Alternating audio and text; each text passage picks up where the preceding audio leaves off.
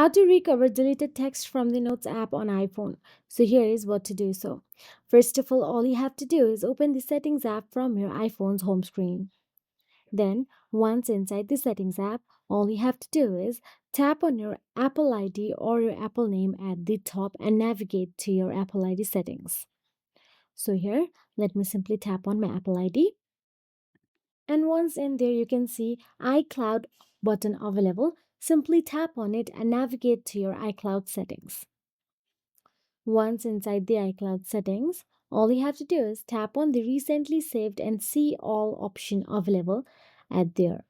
Once you tap on it, scroll and tap on the notes option available there and make sure that you have toggled on that switch.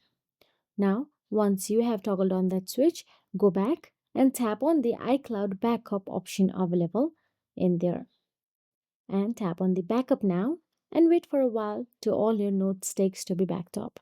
If you find this video helpful, please like, share and subscribe, and thank you so much for watching.